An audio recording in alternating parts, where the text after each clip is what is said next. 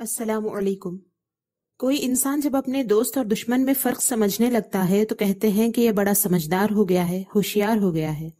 لیکن اگر کوئی اپنے سخت ترین دشمنوں سے دوستی کر لے اور ان کی جماعت میں شامل ہو جائے تو اسے کیا کہیں گے؟ جانے انجانے میں ہم نے یہی غلطی کی ہے، بہت بڑی غلطی، کہ دشمن کی پہچان نہ کر سکے اور اس کے گروہ میں شامل ہو کر خود کو برباد کرنے میں اس کی مدد کرنے لگے، اور ظاہری لفظوں میں اس دشمن سے ڈر بھی رہے ہیں۔ یہ ڈر بے مطلب ہے۔ اگر واقعی دشمن سے بچ کر رہنا چاہتے ہیں تو اس کی دوستی چھوڑ کر اس سے مکمل دور رہنا ضروری ہے۔ اللہ تعالیٰ نے شیطان کو ابتدا میں ہی انسان کا دشمن بنا کر پیدا نہیں کیا تھا، بلکہ اس نے تو خود اپنے اختیار سے اللہ کے حکم کی مخالفت کی اور حضرت آدم علیہ السلام کو سجدہ کرنے سے انکار کیا، اسی لیے وہ اللہ کی رحمت سے دور ہو گیا۔ اس دشمنی کی اصل بنیاد یہ رہی کہ اللہ نے حضرت آدم علیہ السلام اور ان کی اولاد کو جو عزت عطا کی وہ اسے برداشت نہیں ہوئی۔ وہ خود کو ہی اعلیٰ سمجھتا تھا، انسان کو اپنے سے بڑھ کر عزت پاتا ہوا وہ دیکھ نہ سکا۔ اس غصے میں اس نے خود انسان سے دشمنی مول لی اور اللہ کے سامنے اس کا کھلا اعلان بھی کر دیا۔ بولا، جسے تو نے میرے اوپر معزز بنایا، اگر تو نے مجھے قیامت تک مہلت دی تو ضرور میں اس کی اولاد کو پیس ڈالوں، برباد کر ڈالوں، سوائے تھوڑوں کے۔ حوالہ سورہ اسراء آیت نمبر 62۔ لیکن وہ انسانوں کو گمراہ کرنے کے لیے ان کا دوست بن کر پیش ہونا چاہتا تھا، اس لیے اللہ تعالیٰ نے اس کے اس دھوکے سے انسان کو آگاہ کر دیا کہ شیطان اگرچہ تمہارے سامنے دوست بن کر آئے لیکن اصل میں وہ تمہارا کھلا دشمن ہے۔ بے شک شیطان انسان کا واضح دشمن ہے، سورہ یوسف آیت نمبر 5۔ اس دشمنی کے کام کے لیے اس نے اپنی جماعت بنانی شروع کی۔ آج ہم شیطان کے بارے میں مختصر میں چند باتیں جانیں گے اور ساتھ ہی خود کا حساب لیں گے کہ کہیں ہم ان میں شامل ہیں یا نہیں۔ پہلی بات، شیطان اپنی طرف لوگوں کو بلاتا رہتا ہے اور اپنی ایک جماعت بناتا جاتا ہے تاکہ سب جہنمی ہو جائیں۔ بے شک وہ اپنی جماعت کو دعوت دیتا ہے کہ وہ جہنمیوں میں شامل ہو جائیں، سورہ فاطر آیت نمبر 6۔ دوسری بات یہ ہے کہ وہ یہ دعوت سچ ظاہر کر کے نہیں دیتا کہ آؤ میں تمہیں جہنم میں پہنچانے والا ہوں، بلکہ وہ دھوکے بازی سے بلاتا ہے۔ اس کے دھوکے میں آنے والے اللہ کو بھول جاتے اور اس کی جماعت میں شامل ہو جاتے ہیں۔ ان پر شیطان غالب آ گیا اور اس نے انہیں ذکر خدا سے غافل کر دیا۔ آگاہ ہو جاؤ کہ یہ شیطان کا گروہ ہے اور شیطان کا گروہ بہرحال خسارے میں رہنے والا ہے، سورہ مجادلہ آیت نمبر 19۔ اس آیت میں شیطان کی جماعت والوں کی دو نشانیاں بیان ہوئی ہیں، ایک یہ کہ ان پر شیطان غالب آ جاتا ہے اور دوسرا یہ کہ وہ اللہ کی یاد سے غافل ہو جاتے ہیں۔ ان دو نشانیوں والے شیطان کی جماعت سے ہیں۔ اس جماعت کی تیسری بات یہ ہے کہ شیطان کی جماعت والے وہ لوگ ہوتے ہیں جن کے دل پہلے ہی جھوٹ پسند اور خواہشات کے پیروکار ہوتے ہیں۔ ان پر جب شیطان اپنے دھوکوں کو پیش کرتا ہے تو وہ ان کے ساتھ ہو جاتے ہیں۔ اللہ کے سچے اور مخلص بندے کبھی بھی شیطان کی جماعت میں شامل نہیں ہوتے۔ معلوم ہوا کہ جو لوگ شیطان کی گروہ میں شامل ہوئے وہ صرف شیطان کو دوش نہیں دے سکتے، ان کے دل پہلے ہی گمراہی میں ہوتے ہیں، جس کی وجہ سے وہ شیطان کے وسوسے کو قبول کرتے ہیں۔ میرے بندوں میں تیرا کوئی اختیار نہیں علاوہ ان لوگوں کے جو گمراہوں میں سے تیری پیروی کرنے لگیں، سورہ حجر آیت نمبر 42۔ چوتھی بات، شیطان کی جماعت میں جن بھی ہے اور انسان بھی، جو آپس میں گمراہ کرنے والی دھوکے کی باتیں کرتے ہیں تاکہ بے ایمان لوگ ان کو پسند کر کے ان کی طرف آ جائیں۔ لیکن اگر اللہ نہ چاہے تو وہ کچھ نہیں کر سکتے، اس لیے انہیں اور ان کی جھوٹی باتوں کو چھوڑ دینا چاہیے۔ اور اسی طرح ہم نے ہر نبی کے لیے شر پسند آدمیوں اور جنوں کو دشمن بنایا جو کہ دھوکہ دینے کے لیے لالچ کی باتیں ایک دوسرے کو سکھاتے ہیں، اور اگر تمہارا رب چاہتا تو وہ یہ کام نہ کرتے، تو ان کو اور ان کی بناوٹی باتوں کو چھوڑ دو، اور تاکہ ان طمع کی ہوئی باتوں کی طرف ان لوگوں کے دل مائل ہوں جنہیں آخرت پر یقین نہیں، اور تاکہ وہ لوگ ان باتوں کو پسند کریں اور گناہ کمائیں جو انہیں کمانا ہے، سورہ انعام آیت نمبر 112 اور 113۔ پانچویں بات، شیطان اور اس کی جماعت والے سارے جہاں کے لوگوں کو دیکھتے ہیں جبکہ لوگ انہیں نہیں دیکھتے۔ یہ شیطانی جماعت کے جنات ہیں اور ان کی مدد سے شیطانی جماعت کے انسان ٹیکنالوجی کے ذریعے بھی سب کو دیکھ سکتے ہیں۔ بے شک وہ اور اس کا کنبہ تمہیں وہاں سے دیکھتے ہیں کہ تم انہیں نہیں دیکھتے، بے شک ہم نے شیطان کو ان کا دوست کیا ہے جو ایمان نہیں لاتے۔ سورہ اعراف آیت نمبر 27۔ چھٹی بات، اس جماعت کے جن شیطان اپنی جماعت کے انسانوں کو اس بات پر اکساتے ہیں کہ وہ ایمان والوں سے جھگڑا کریں تاکہ اس طرح ایمان والوں کو وہ اللہ کے راستے سے دور کر سکیں، تاکہ وہ جان اور مال سے ڈر کر گمراہی اور کفر پسند کر لیں، اس لیے وہ مومنوں سے جھگڑتے ہیں۔ اس کے علاوہ ایمان کی باتوں میں شک پیدا کرنے کے لیے بھی وہ ایمان والوں سے جھگڑتے ہیں، اور بے شک شیطان اپنے دوستوں کے دلوں میں ڈالتے ہیں کہ تم سے جھگڑیں۔ سورہ انعام آیت نمبر 121۔ ساتویں بات، شیطان کو جس طرح کے کام کرنے ہوں وہ اپنی جماعت میں سے اس طرح کے لوگوں سے مدد لیتا ہے، کفر پھیلانے کے لیے کافروں سے، بدکاری پھیلانے کے لیے بدکاروں سے، تمام تر چال بازیوں کے لیے شیطان کے مددگار اس کی جماعت میں ہیں۔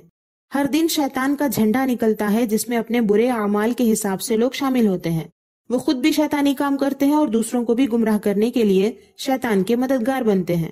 اس پر بے شمار دلائل قرآن و حدیث میں موجود ہیں۔ رسول اللہ صلی اللہ علیہ وسلم کا فرمان ہے، صبح ہونے پر ابلیس اپنے لشکروں کی تشکیل کرتا ہے اور کہتا ہے، جو آج کسی مسلمان کو گمراہ کر دے اسے میں تاج پہناؤں گا۔ حوالہ ابن حبان۔ آٹھویں بات، اس شیطانی جماعت کے کام کرنے کے وہی طریقے ہوتے ہیں جو شیطان کے ہوتے ہیں۔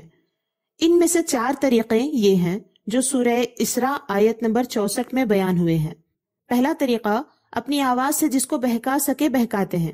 اس میں گانے، باجے، جھوٹی خبریں، ڈرامے، گمراہی کی طرف بلانے والی ہر آواز شامل ہے۔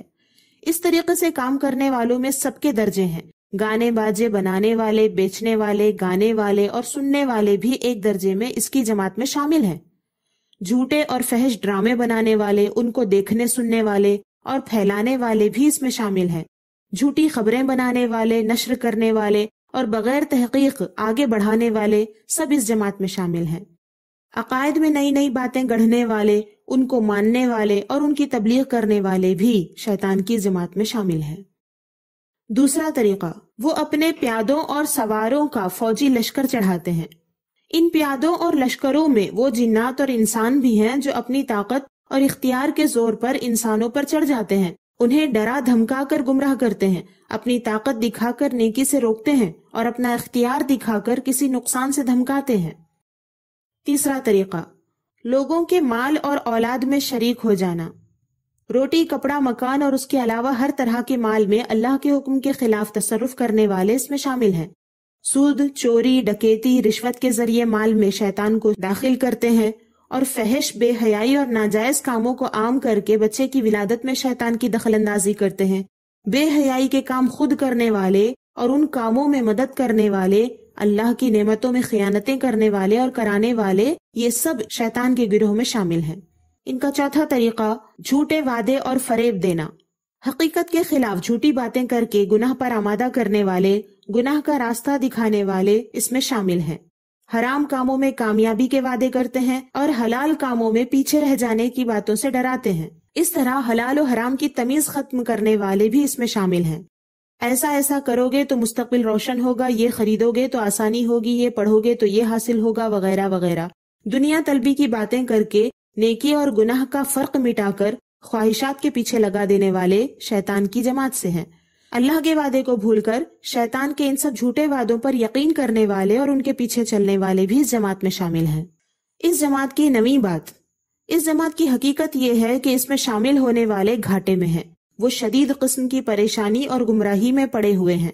کوئی شخص جب تک اس جماعت کا حصہ بنا رہے وہ یقیناً سخت بربادی کا شکار رہتا ہے، لیکن اگر مرنے سے پہلے توبہ نصیب ہو تو وہ بچ جاتا ہے۔ اور جو شخص شیطان کو اللہ کے سوا اپنا دوست بنا لے تو وہ واضح گھاٹے میں پڑ گیا۔ سورہ نساء آیت نمبر 119۔ 10ویں بات، یہ جماعت دجال کا ساتھ دے گی۔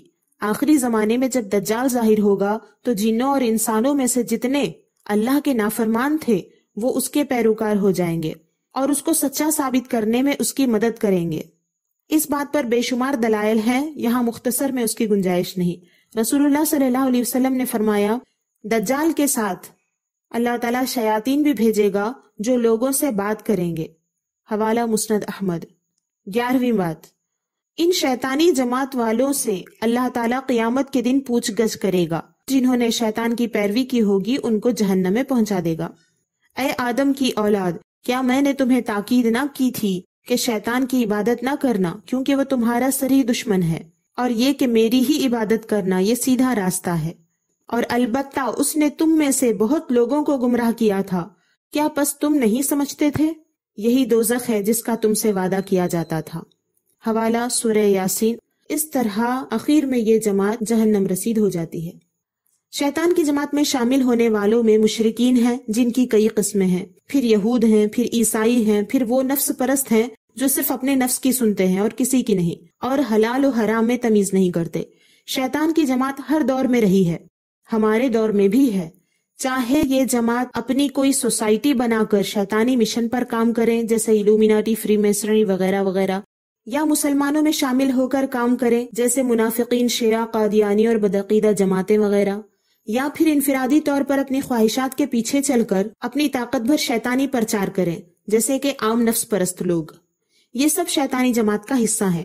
ان میں کسی کا حصہ بڑا ہے اور کسی کا حصہ چھوٹا، لیکن شیطان کی دشمنی کا شکار ہونے اور دنیا میں ظلم پھیلانے میں یہ سب برابر ہیں. اس نے پہلے دن سے آج تک ہم سے دشمنی نبھائی ہے اور قیامت تک نبھائے گا. اس لیے یہ گمان نہیں ہونا چاہیے کہ کسی کو دوستی کے ناطے وہ نقصان نہیں پہنچائے گا اور چھوڑ دے گا. اس لیے اس کو دشمن ماننے میں ہی بھلائی ہے. اللہ تعالیٰ نے فرمایا، شیطان تمہارا دشمن ہے، تم اس کو اپنا دشمن ہی سمجھو. سورہ فاطر آیت نمبر 35. شیطان کی شر میں مبتلا ہونے والے اور اس کے گروہ میں شامل ہونے والوں کی مختصر پہچان ہمیں حاصل ہوئی. اس کی روشنی میں ہمیں خود کا حساب لینا چاہیے، اور جانے انجانے میں اگر کسی طرح سے بھی شیطانی مشن کے حصے دار بنے ہوں تو فوراً سے پیشتر اس سے توبہ و رجوع کرنا چاہیے. اپنا اور اپنے پیاروں کا خیال رکھیں. اللہ کے ہو کر رہیں. اللہ حافظ.